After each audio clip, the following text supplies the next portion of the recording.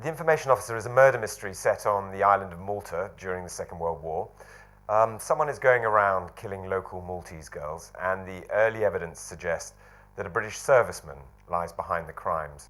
Max Chadwick, the Information Officer of the title, finds himself drawn into the hunt for the killer, and it's an investigation which jeopardizes his career and ultimately his life. The reason for setting the third book in Malta during the Second World War is very simple.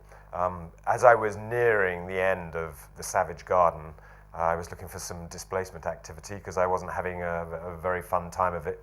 And I went to our local junk shop, and as always, I always browsed through the second-hand books, and I plucked out a little memoir, a dusty little memoir, and it was written by someone who'd been on Malta in 1942.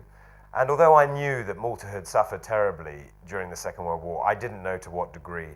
And I went home. I should have been writing the other book, but I was so hooked by this memoir that I read it in one sitting and knew at that moment that I had the setting for my third novel.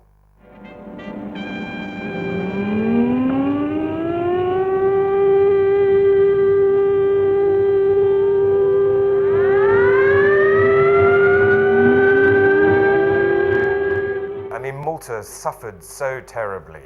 I mean, people know this now, but there are any number of statistics that bear this out. But certainly the Blitz in London was nothing in comparison to what Malta was subjected to a full sort of more than 2 years. Every single day and night, pretty much, the bombers came looking to annihilate the island.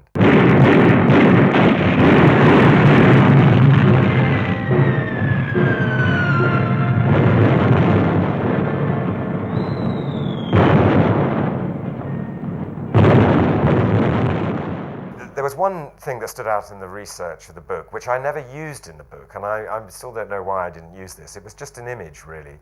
And it was in the memoir of a Spitfire pilot who described when things were very, very bad in mid-May and food was very scarce on the island.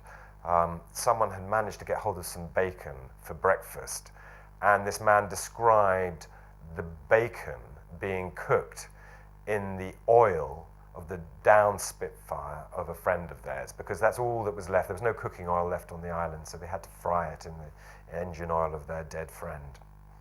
I've always really enjoyed writing my female characters, and they figure large in all of the books, and I guess they're all pretty feisty, pretty rounded individuals. And I've sometimes been asked, why that is.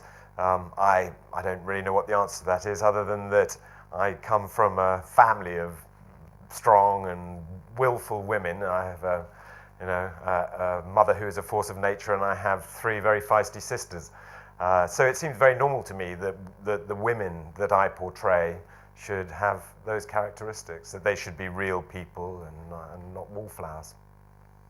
As a reader, I certainly enjoy novels where the author leaves spaces in the narrative which allow you as the reader to fill in the gaps for yourself, that the story isn't so didactic that you have no options open to you. And I hope that and I think that they probably do, that my books have that characteristic about them. They don't spell it out, they don't lead you by the hand. Obviously, because they're mysteries, there is a certain narrative drive that exists. But beyond that, I think, and I hope, that the stories are open to a certain degree of interpretation. And that certainly seems to be borne out by the reaction to the novels, the way in which people respond to them, and the fact that they seem to stir a fair amount of debate.